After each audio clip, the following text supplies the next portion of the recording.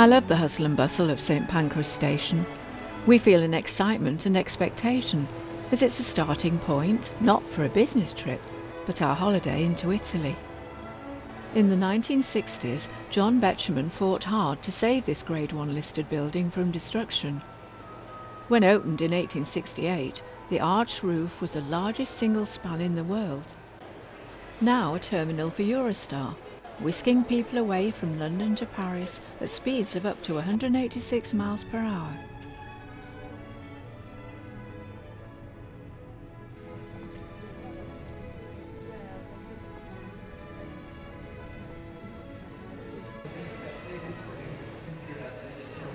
Staying overnight in Paris gives us the chance to wander by the Seine and catch the stunning sight of Notre Dame in the distance.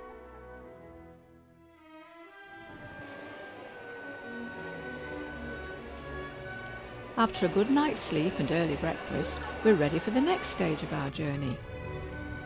Quite a thrill, whizzing through the countryside at 200 miles per hour on the TGV. A coach takes us to the first of two cities we're visiting in northeast Italy.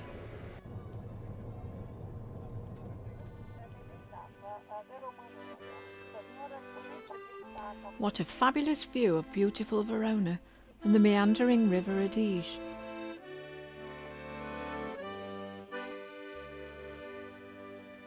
The river almost surrounds the city, providing a good defence in years gone by.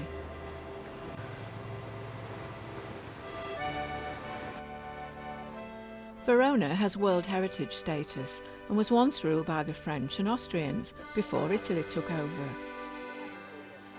Shakespeare set 3 plays in the city: The Taming of the Shrew, Two Gentlemen of Verona, and of course Romeo and Juliet.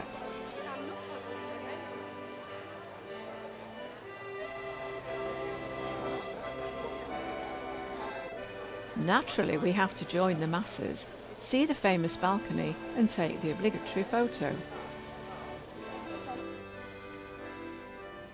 Another must-see is the world-famous arena, a Roman amphitheatre built in AD 30.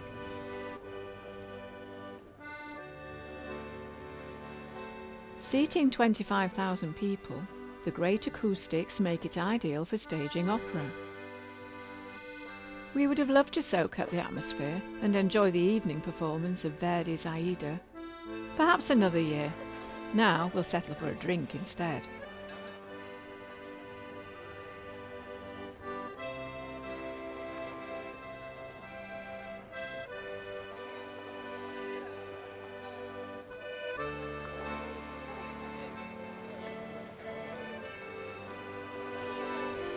Known as the Golden Mile, Via Mazzini lives up to its nickname, with many designer shops selling a wide variety of goods. We can't afford their prices though. We'll just have a good look instead.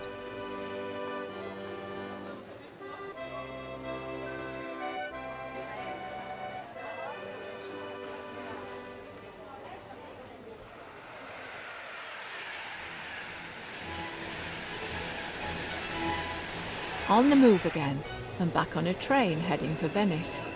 We're getting used to early starts by now. We only have a day visit, so can only get a taste of this unique and beautiful city. Venice is located on a marshy lagoon which stretches along the shore of the Adriatic Sea. Canals and bridges link the many small islands making up the city. We are just 2 of the 12 million tourists visiting each year.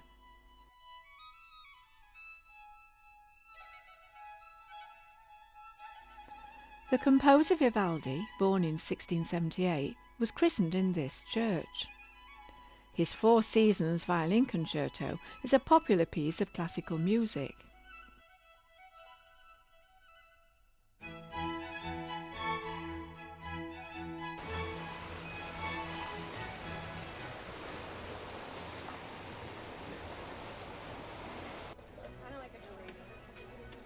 It's fascinating wandering by the side of the waterways, listening to the sounds of boatmen and the splash of oars in the water.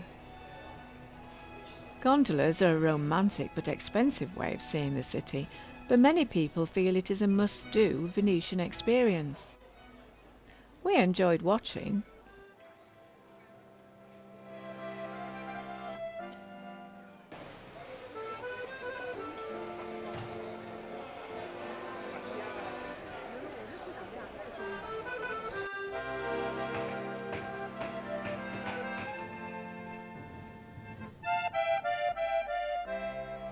The famous Bridge of Sighs links the Doge's palace and the prison. It reputedly took its name from the sighs of the condemned prisoners going for trial.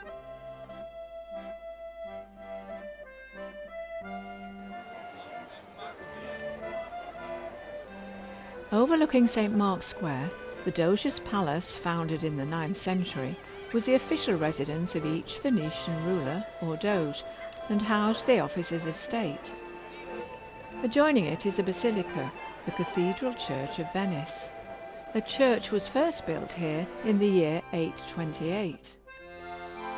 Inside there are many beautiful mosaics.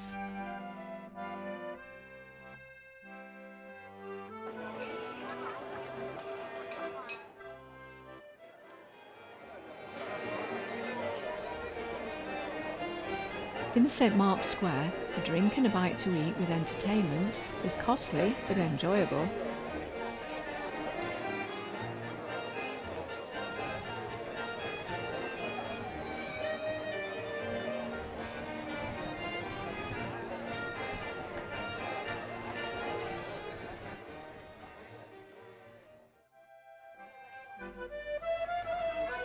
Suitably refreshed, we walk through the maze of narrow streets to find the Rialto Bridge.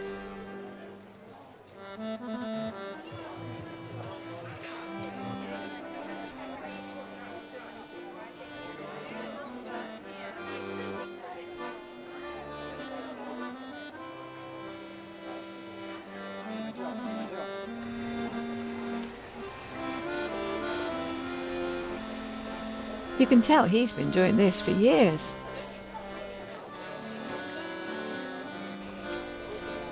Near the bridge, it's certainly busy, with water buses, photographers, stalls and cafes.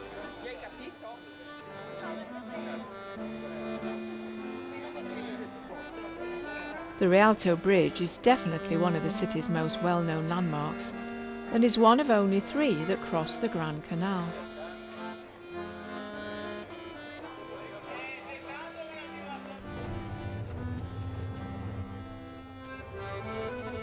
Our day visit is nearly over, but we return to the rail station by water bus on the Grand Canal. A chance to glimpse some of the many old palaces and churches en route.